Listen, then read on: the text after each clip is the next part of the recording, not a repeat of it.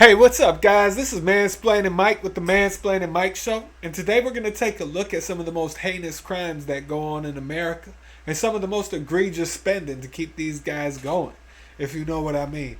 Enough of them aren't introduced to the ropes, so we just got to keep paying for them to live.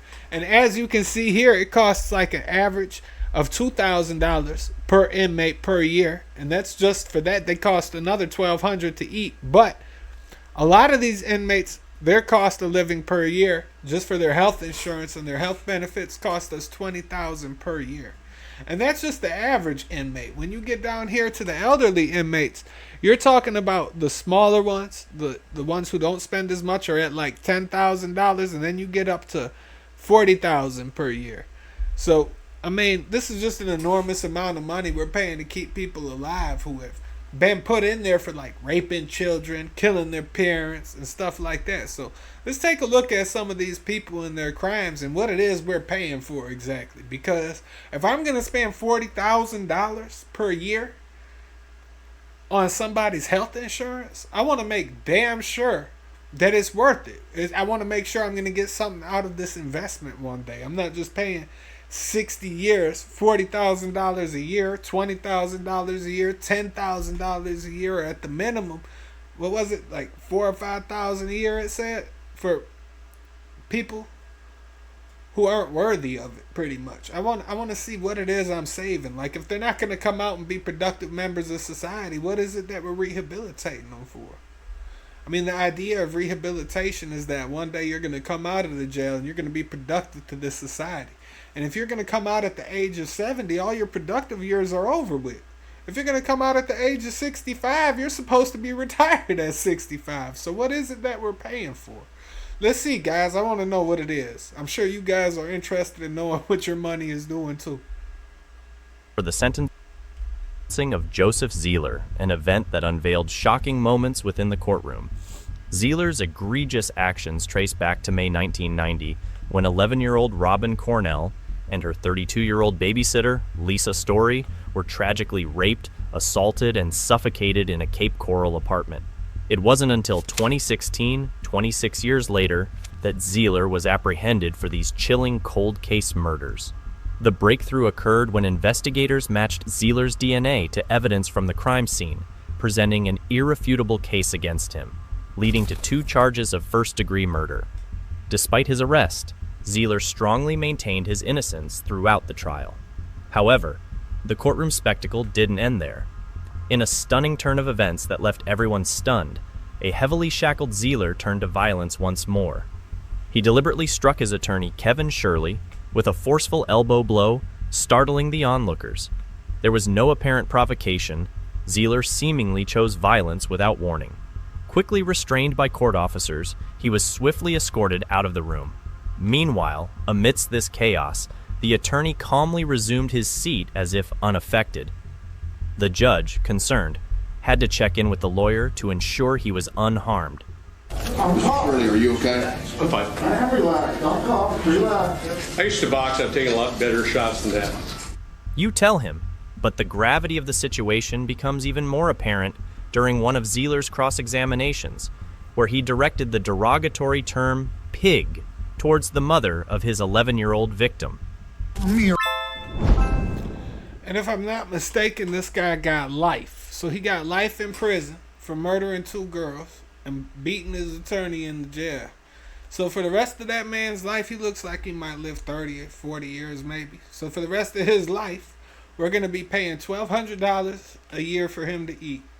And we're going to be paying anywhere from $10,000 to $40,000 a year for him to survive and get health care off of our taxpayer dollars. And I don't even think that includes the dental that they get, because their dental is taken care of too. It's probably not the best dental, but any dental for somebody who did something like that is too much money. Just think about it. It's like rewarding them. They get rewarded. I'll tell you point blank, I have not 1 ounce of remorse for Teresa Ann's death. It could have all been prevented. All you had to do is let me see my kid. Now you're never going to see her again. After Sheila Lynch's daughter finally left her abusive husband and filed for a protective order against him, she felt nothing but pride and hope for her daughter's future. But only 1 week later, her entire world was shattered when she learned that her son-in-law, Randy Moore, had essayed and unalived her daughter, Teresa Ann. A year later, Randy then used his day in court to taunt Sheila and proclaim that he had zero remorse for his actions. This was the judge's message to Randy. I am really glad you had your right of elocution and you could say everything that you said, because if anybody didn't know what a piece of work you were before you start talking, they know it now. And it's been said before, and you can't be said enough.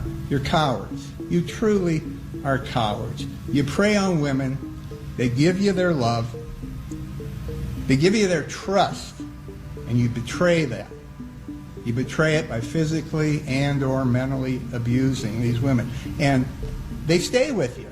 And you guys just can't understand why they leave such wonderful men like you. I've been doing this 31 years. I've never, ever seen anybody like you. And I hope, really, I never ever see anybody like you again. The court doesn't allow me to punish you any more than I'm doing now. If I could, I would. And Randall Moore was sentenced to 3 consecutive life sentences in prison without parole. So he'll waste away in there. It looks like he'll live for about another 60, 70 years. He'll waste away in there spending our money, wasting our tax dollars, getting free handouts. I mean, and then it's like a free trip to the dentist. That's what he's getting. Free trip to the dentist, free health care, and free food. He doesn't have to worry about paying any bills. He even gets to watch TV for free. He doesn't have to pay for the TV. They have one in the little group room. They can watch TV together. And then they can even get cable attached to their TVs in their rooms. I mean, these guys have the possibility of living pretty well based off of our taxpayer dollars funding them. Why should they be able to live like that off of us, guys? 3 meals a day? Are you kidding me? We have to spend money on that out here. He gets it for free.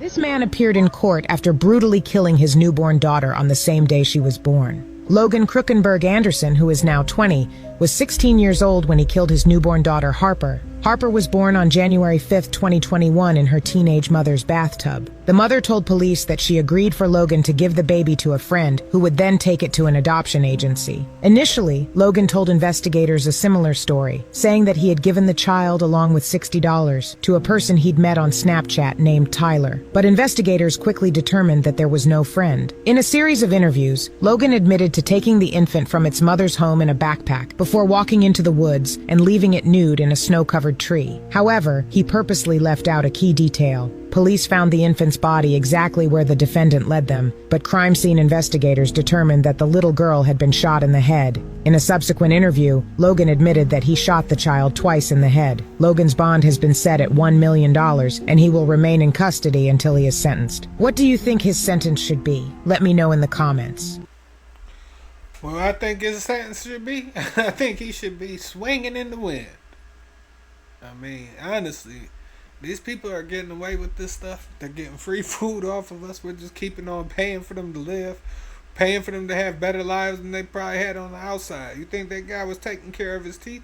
If he was taking care of the teeth, he'd have had the money to take care of his daughter instead of killing her. I mean, I don't know if that's why he did it. Maybe the guy is just sick, or maybe he was a pedo. We don't know why he did it. We just know that he did, and now that he did it, we're paying for it, pretty much. For no reason. We're paying for it for no reason. He should be the only one paying for it. The Graves County Sheriff's Office arrested a suspect tied to a child sexual abuse investigation. 39-year-old Alex Powell was found in the woods off of Kentucky Highway 2422 thanks to a group of hunters that saw him and called 911. Police chased him through fields, woods, and a creek and eventually caught him. He was taken in for medical clearance, then taken to a detention center and charged with various charges. Well, that's somebody else will be having to pay for him to live too, so that he can get rehabilitated. You can't get rehabilitated if you're doing life. That means your life is not worth saving. So much to the point that they want you to spend it in a box. But instead of spending it in your final box, we have to pay for you guys to live. We have to pay for them to eat. We have to pay for their water. How much do you think a water bill is in the prison? Who pays it? We pay it. How much you think that costs? Think about the water bill in your house and multiply it by about 60,000 or something like that. How much you think the electricity costs in that prison building? I guarantee you this, their bill isn't cheap every month, I promise you. Their bill is high. We're paying a high amount of money for these people. This is just another heinous crime. I'm not saying she should have got the final solution for this one, but it's just interesting to see the heinous stuff that these people do. I don't know all the details about it. I know that she was charged with sexual indecency with a child. Yeah, she should. I mean, what is she doing messing with a child? Is accused of sexually harassing a child. Deputies arrested Alicia Long on suspicion of sexual indecency with a child and third-degree child endangerment. The charges stem from allegations made by the victim on November 3rd. Long is due in court on November 19th. I mean, I guess we got to find out if she's guilty. We didn't get any details from this, but I mean, it's still a horrible crime. These are people that are assaulting children. I mean, why do we allow for this in our society? This isn't something that should be going on.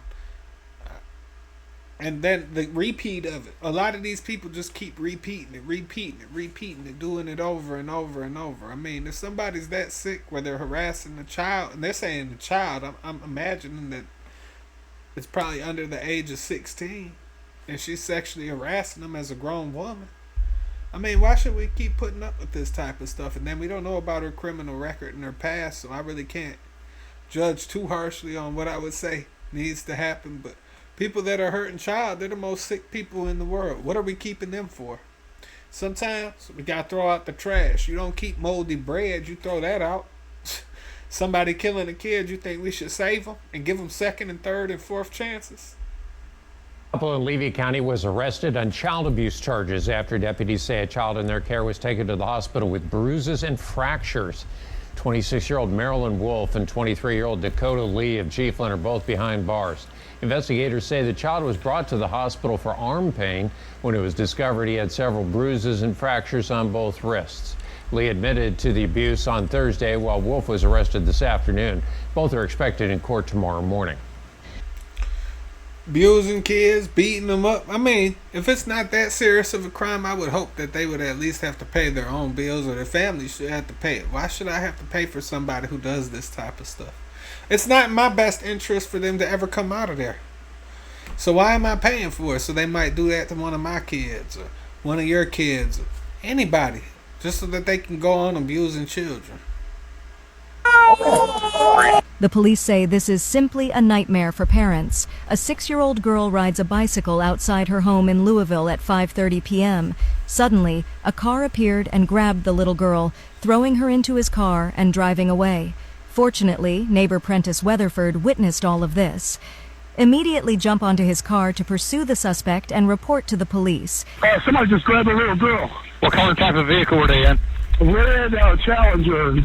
The entire department of the Louisville Police Department immediately dispatched 13 police cars for pursuit.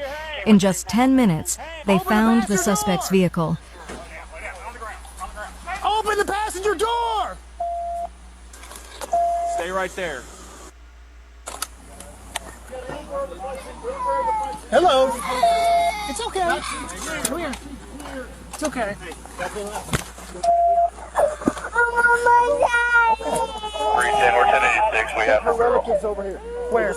The police arrested 40-year-old Robbie Wilt and took the little girl to her parents for further rehabilitation treatment. The mother of the little girl in court was heartbroken and said that if it weren't for the timely rescue from neighbors and the police, he would have implemented a more sinister plan. Robbie Wilt was ultimately imprisoned for 13 years. I think such people should always live in prison. What do you think? Drop in the comments. I would have to disagree. They shouldn't always live in prison. They shouldn't always live. I mean, like I said, at some point we gotta say, look, enough is enough. You're doing enough bad stuff. You don't deserve to keep on being able to do it. The idea that you do is absolutely insane.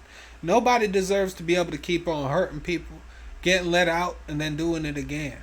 When you hurt people like that, especially children, and I mean, I'm sure he was planning on doing much worse. Just because he didn't have time to carry out his actions, we should forgive him and say, yeah, your life might be redeemable. Why? He's kidnapping kids. There's nothing redeemable about somebody like that. They don't have any qualities that we need to make sure will be back out here on these streets because they're going to make the world a better place. What are they going to do with the world? Look what they're doing to kids.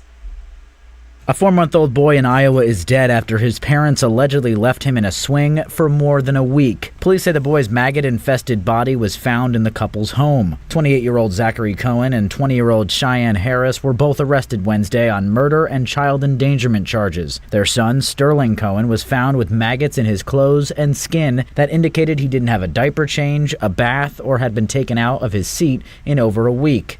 The couple's preliminary hearing is scheduled for November 2nd. I'm pretty sure they wouldn't be facing the final solution either. They would be back out here. And that's not going to happen. They're just going to keep on doing this stuff. We're going to rehab them. They're going to be let back out on the streets. And they'll figure out a way to do it again. Anyway, guys, let's get on to this next one. And if they don't get back out, like I said, all our money just goes to pay for them to be rehabilitated and sit in a cell. Why would somebody need rehabilitation to be separated from the general public for the rest of their lives? Just so that you can take my money and pay these prison guards with my taxes? I have better things I could do with my money. Next tonight here, the stunning escape near Las Vegas. The murder suspect left alone in the interrogation room, breaking out of his own handcuffs and then climbing through the ceiling. Officers getting a big surprise when they went back to check on him. And here's ABC's Adrian Banker tonight. Mr. Perez, you're being held on one count of open murder. A 25-year-old murder suspect facing new charges after a brazen escape. In this just-released video, watch as Alonzo Perez, left alone by North Las Vegas detectives in this interrogation room, twists and breaks his metal handcuffs using his body weight. Police checking on him moments later but fail to notice he's broken free. While detectives left the room to do paperwork, in less than an hour, Perez manages to climb out through the roof, still shackled by his ankles. Mistakes were made. We did have a video feed, a live feed, but nobody was monitoring. Perez is also suspected of being the shooter in this July surveillance video, firing 9 shots into this office, but hasn't been charged. He's currently a suspect in the death of 31-year-old Muhammad Robinson. Robinson's sister stunned at the news. You let this man escape. How is anybody supposed to feel safe right now? Police officials have not announced any consequences for the officers involved. Adrian Bankert, ABC News, Los Angeles. Well, I suspect, since that man was an adult who he ended up killing, that he's probably not going to be facing any serious time. I mean, it'll be serious time, like he'll do 15, 20 years or something like that. And during that time, our taxes will go to keep him alive too. I mean, isn't it wonderful what our money goes to? It goes to kill people in Ukraine. It goes to kill people in Israel, Palestine. All our money goes for is these criminals, it seems like. And look at these guys. You can look up and down. I just looked it up on YouTube. These guys are all people that probably aren't going to end up getting them the final solution. Tonight, Dustin DeVilliers is waiting to find out his punishment. He took a plea deal as his trial was starting this morning. DeVilliers faced 4 charges of indecency with a child involving 2 separate victims. If he'd been found guilty by a jury, he could have gone to prison for up to 20 years. As part of 20 years that we'd be paying for. Now, he did this twice in a short amount of time, it seems like. And he did it 2 times, and they think he's going to stop because he does a few years in jail. He's going to come out and do it again. He's mentally sick. The guy is attracted to children. When they go to prison, they get put in cells with other guys like that because they protect them and don't put them in with the real inmates who would really do something to them. So they protect them. And then they spend all of our money on their health care. This guy look obese. What if he has a heart attack or something in there?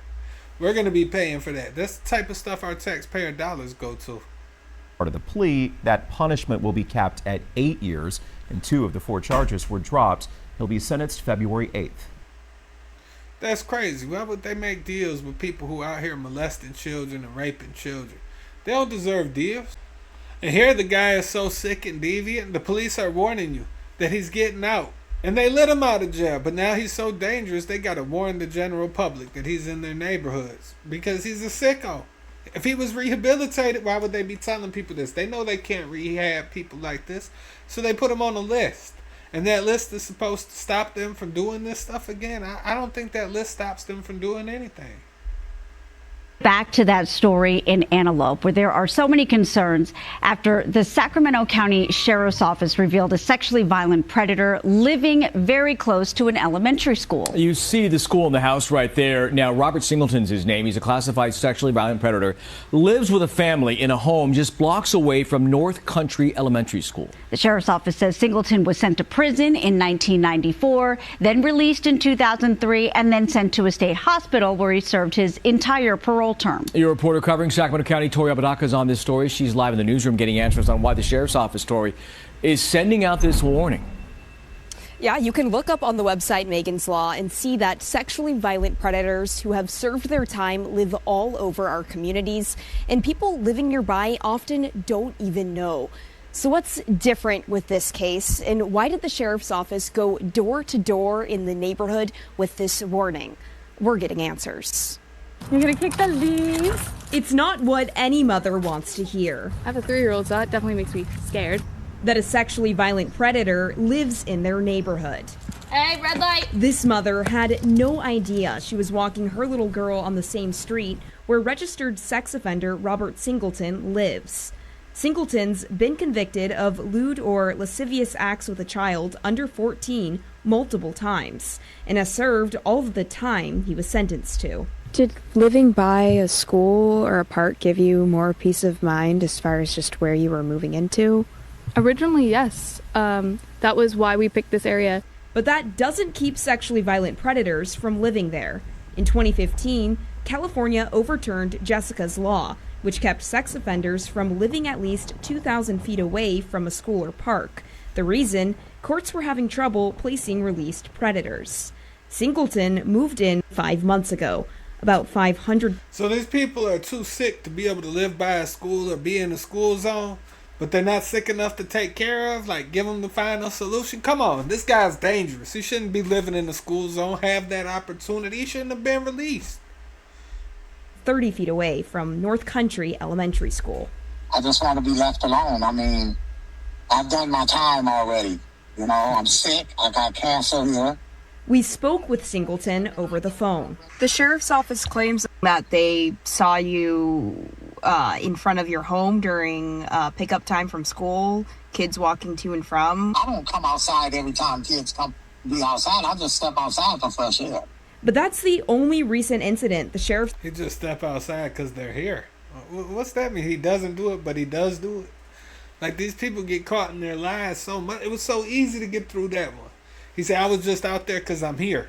What does that even mean? This office could tell us, and it's not a crime.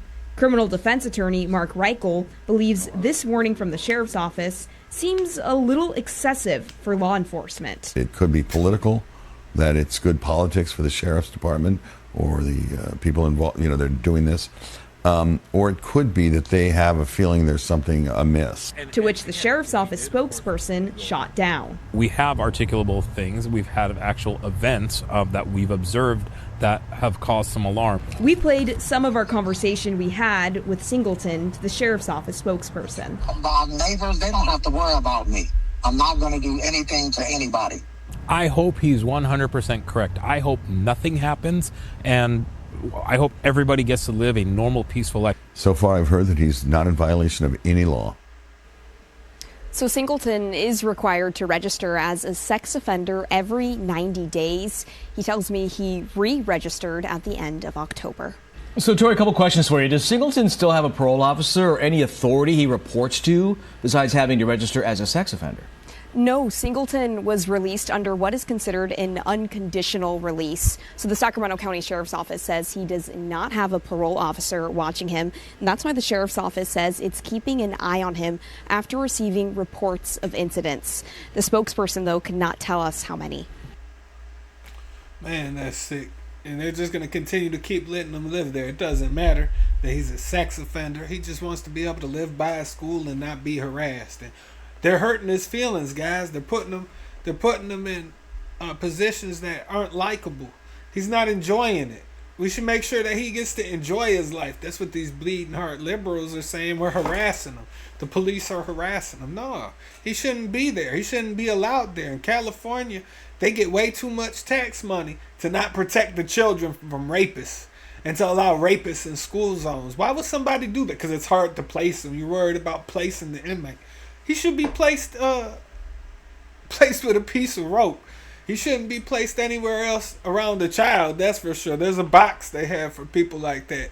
And that thing, that's the final solution. The rope and then the box. Close the box, and those people go away. The problem goes away with them. I mean, we got to be serious about this type of shit. We got to protect the kids. You really think his comfort is as important as the children? He's crying about his comfort.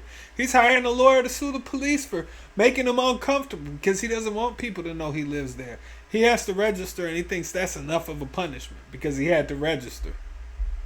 In continuing coverage tonight, a Troy man will serve 6 years in prison for raping a child.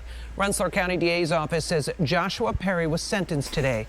He was arrested last August after a month-long investigation, charged with rape and sexual abuse. Perry must also serve 20 years of post-release supervision. That's crazy. Post-release supervision. Why would he be released? He's raping kids. These aren't adults that these people are raping. They're raping kids.